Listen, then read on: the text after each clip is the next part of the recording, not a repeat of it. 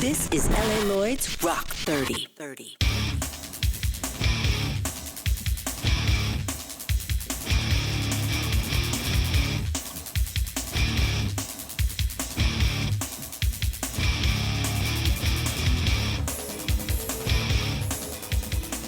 Tyler Connolly is here. 18th appearance, man. We've been doing this for over 20 years together. It's great seeing you today. And by the way, I love that LA Dodgers hat you're wearing. Yeah, thank you. Yeah, I think we've actually done some of these in the back of the tour bus. Oh yeah. Like First time we did it was I think 2001 San Antonio Sunken Garden. I don't remember who you were on tour with, but that was the first time. Nickelback, that's it. Yes, yeah. It was a Nickelback. So hey, man, here we are, 2026. We're still doing it. We're still feeling good. So I appreciate you being on the show. Thanks, man. Thanks for having me. So last time we did get together, you were kind of talking more in the traditional sense of, a full-length album. Here we go, moving forward to where we are today. You're kind of describing EPs as these small batches of Kentucky bourbon, which I love, man. So is this evolution just the way fans consume music now, or, has your own philosophy changed about, releasing the way you release records? Yeah, I mean, people are consuming it very quickly.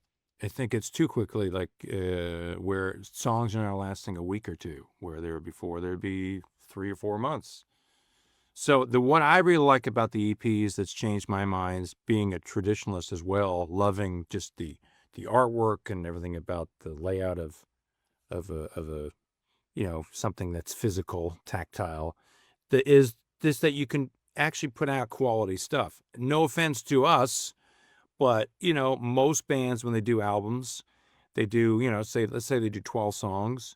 Really, there's only a few that are potential singles. Right. The rest are ones that the A&R person or the band decided they're just like, they're worthy to keep on the record. But so, of course, it still costs. I tell the guys, I'm like, it costs just as much money to record a B-side as it does a hit. Like, there's no difference. So now we can actually choose which songs we want to record and then just wait rather than just recording them all at once. So now we go in and record 3 at a time, and it's the 3 that we pick. Like, I actually have a call tomorrow with the band to decide the next 3. So it's awesome. So now we can actually put out stuff that we feel is our best stuff. So if they think that's crap, we're in trouble. Exactly. That's all we got. Yeah. Well, when I first saw the title Part 1 Funeral Songs, I was, not hearing the music yet. I was kind of like, ooh, this is going to be a dark and serious tone for Theory of a Deadman. And then, of course, I hear Winnebago and realize that the project may not be exactly what I thought it was and maybe what people overall think it is. So if someone just judged this EP by the title, what would they completely miss about these songs? Well, there's a song called Funeral Song on the EP. Okay. It's a song about you're thankful that someone has finally died. Like, adios, muchacho. Like, I say adios in the song. Yeah, okay. It's kind of like, thank God you're gone. Right. So that was kind of we were like that as a title, Funeral Song, but because there's multiple songs, we just kind of pluralized it. So yeah, it's not a bunch of dark, miserable songs. It is Theory of a Deadman. There's some fun songs on it, but we just like the title, Funeral Songs. And then it also gave us an opportunity for the second half to be maybe something different.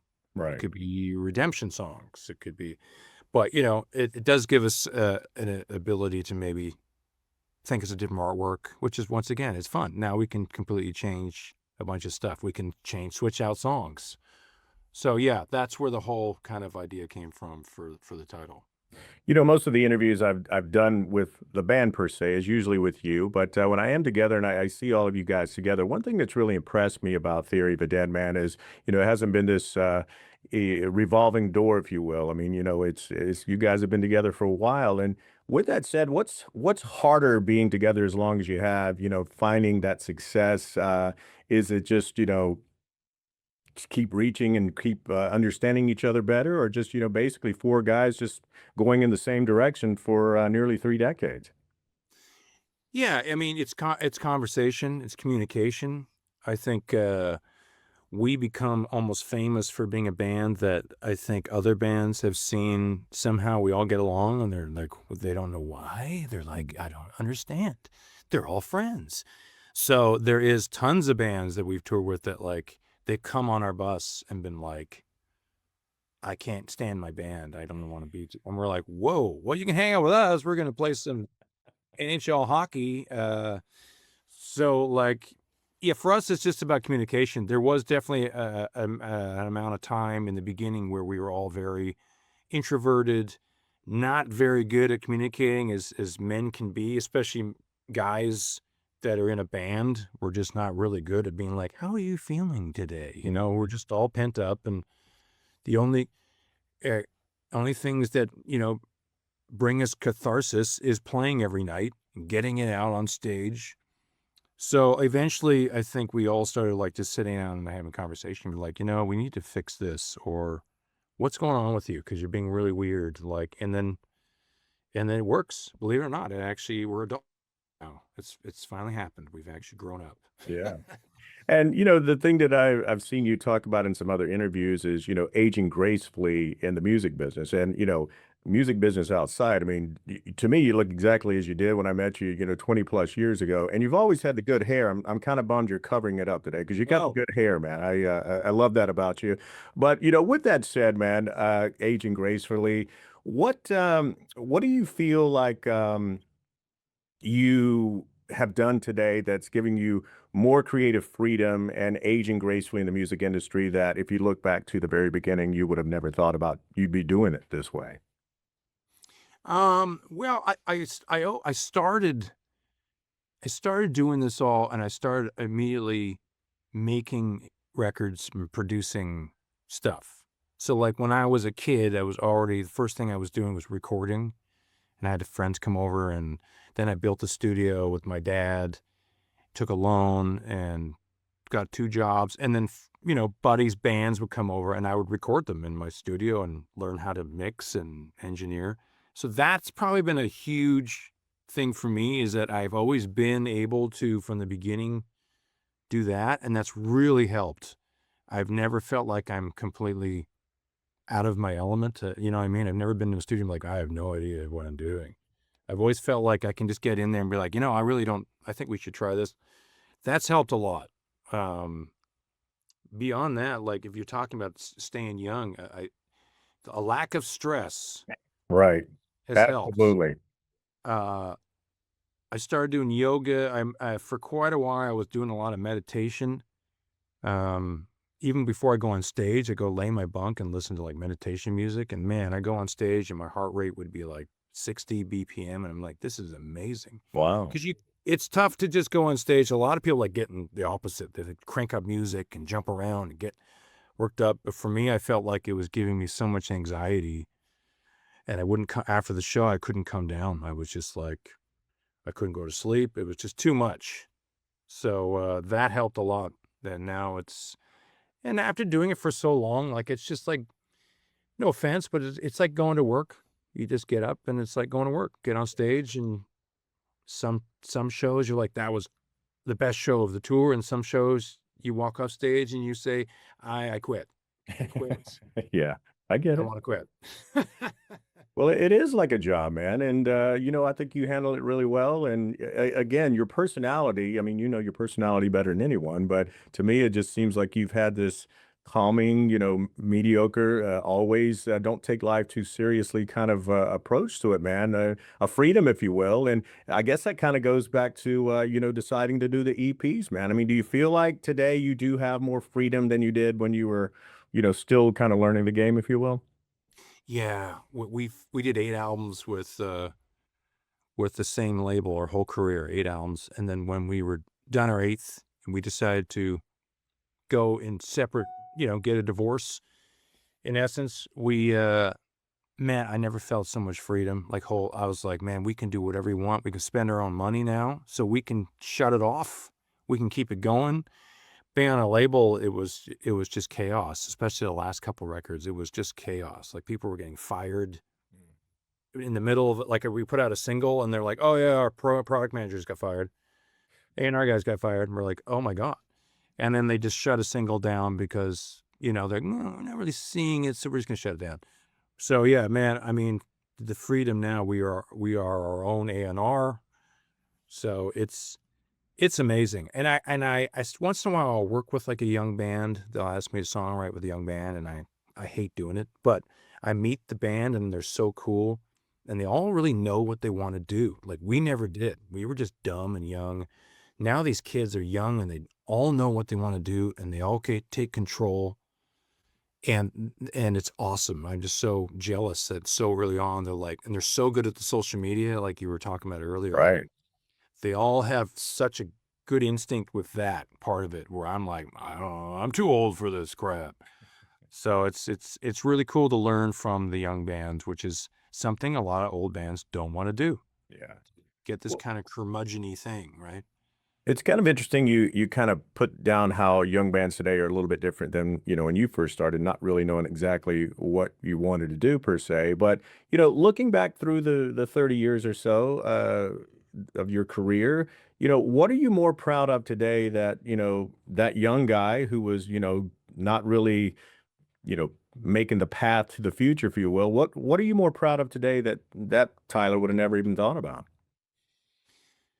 Oddly, probably the songwriting. Yeah. I think that I can still write a song, which I'm really, really lucky. I feel like I still, when I write a song, I'm like, it's still here. I don't feel like, of course, this is all coming from my own perspective. So don't feel like I've lost touch, but maybe I just wrote a song a couple weeks ago, and I'm like, man, this is such a great song. I cannot wait for everyone to hear the song. Mm. I don't know. Like at some point you are out of touch. At some point you're using certain vernacular that hasn't been used in 30 years. You're like, hey, you cool cats. Right. You're like, dude, you're done. Yeah. You're cooked, as Yeah. they would say. Well, I wanted to talk about another song on the EP called Barricade. And I don't know if it's just me or maybe you did have an intention of who was on the other side of the wall of the barricade. Maybe a relationship for me or a friendship or a family member or someone you just completely lost touch with it. I mean, was it still kind of important to leave it vague enough that it's open to interpretation of whoever listens to the song? Yeah, I've had a couple women hit me up and been like, "Is that song about me?" So I will never say. I rarely ever tell people that the songs are about them. I think, yeah, being vague is great, uh, especially because some songs are not so pleasant. But yeah, this song is about somebody, and it is literally that. It's about a one-sided kind of thing where we live in an age now where communication is all through text message or social media. If you called someone, they'd be like, "Oh my God, he's calling me. What a psycho." So And I'm the same. If someone texts me, they don't answer, and then all of a sudden they're calling me. I'm like, "What is this person doing? yeah, yeah. Get a life." So it's like, I mean, I've been on both ends, but yeah, it is frustrating when you are texting people and they don't text you back, and yeah, it was frustrating, but yeah, it's a real story. Yeah. I had LJ from Sevendust on about a month ago, and honestly, he kept going back to this upcoming tour and his love of you guys, and I just saw this awesome respect that he has, and what a great band and a great band to tour with. So I'd like to turn the table a little bit, man, and give me your vibe of LJ and the rest of the guys in the band and Sevendust, and knowing you really got to be on your A game when you share the stage with those guys. Yeah, awesome band. They've been doing this longer than we have, and just great guys. That's the thing, is like, you see them on stage and you're like, man, that's the scariest band I've ever seen in my life. Like they could probably just beat the crap out of all of us, but they're really actually just the sweetest guys.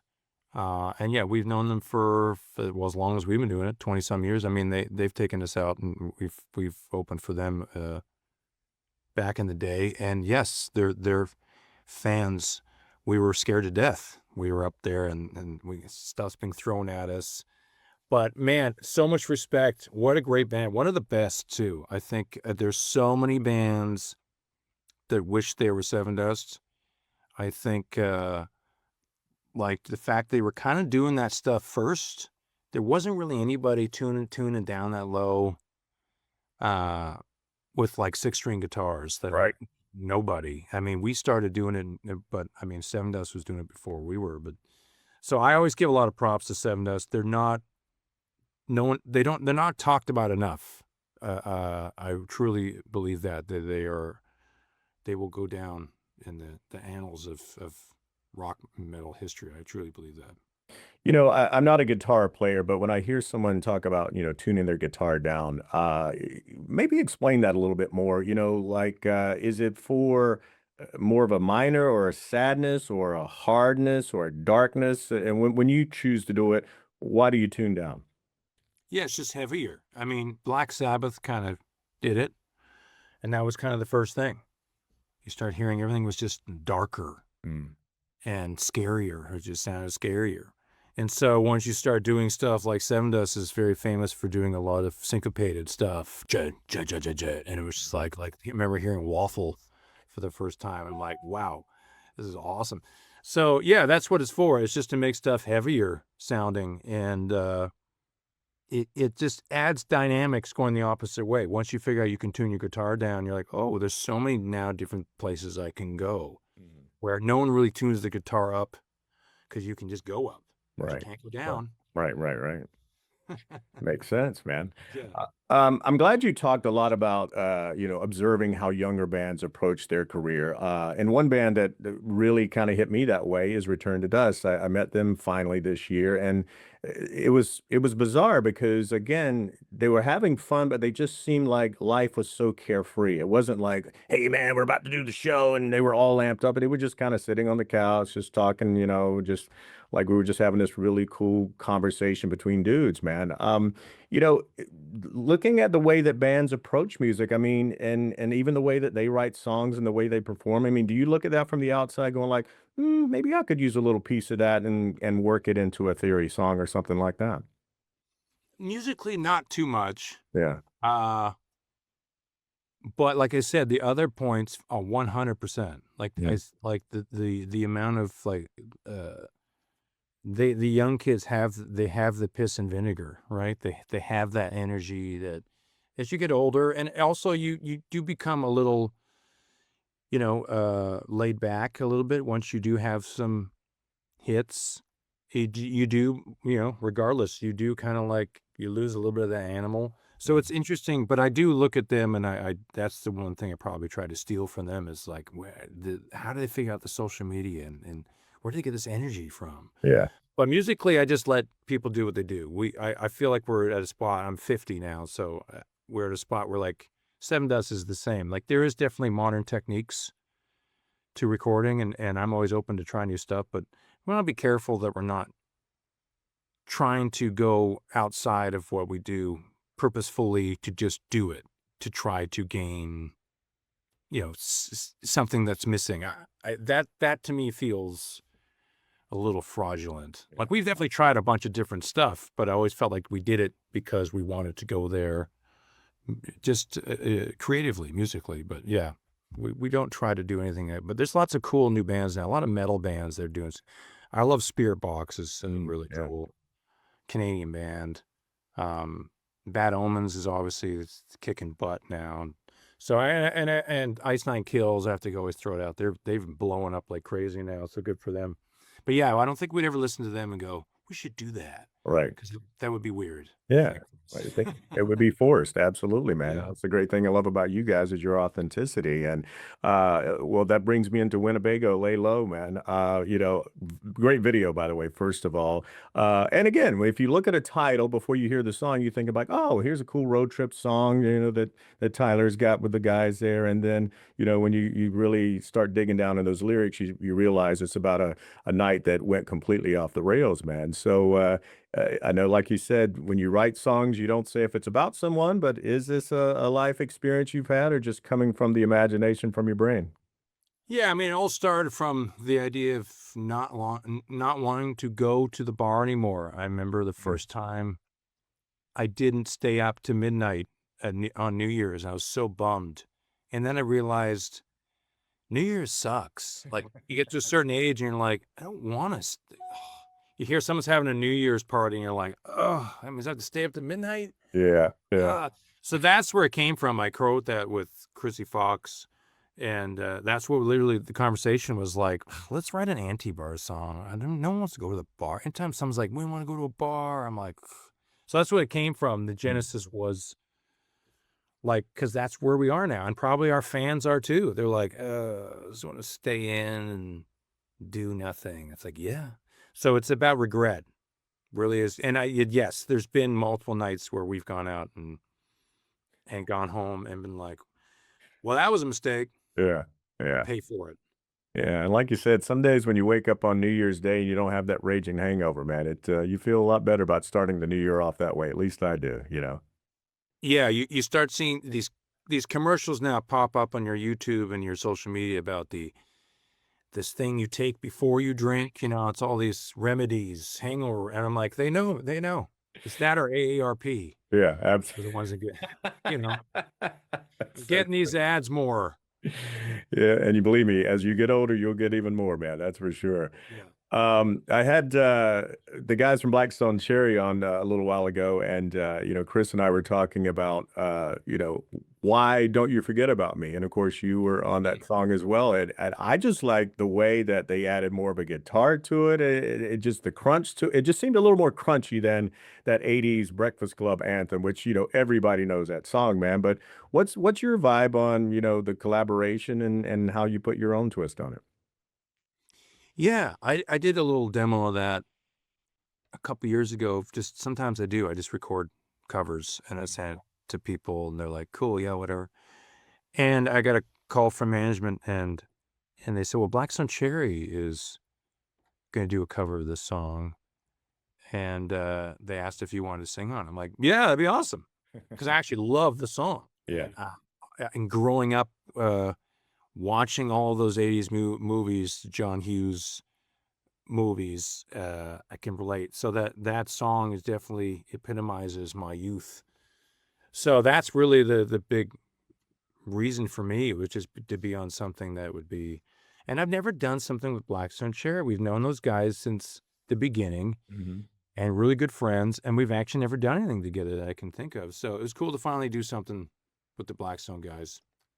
Indeed, man. As we close it out today, you know, a lot of things coming up. Obviously, part one funeral songs, the upcoming tour with Sevendust, another EP already planned. I mean, do you feel like now, instead of like you said, of just putting everything out there with the album, tour, rinse and repeat kind of thing, now it's kind of like you're just taking this a chapter at a time instead of living your life like the whole book? Yeah. And really, that's how it should be nowadays. Back then, we were doing things in 3-year segments. We'd put out a record and then tour for 2 years. And that's like right back in the studio. And that became like the norm. And we were so in love with that schedule. And now it's like, it's been 3 years and we have 6 songs. So it's like the fans are like, what?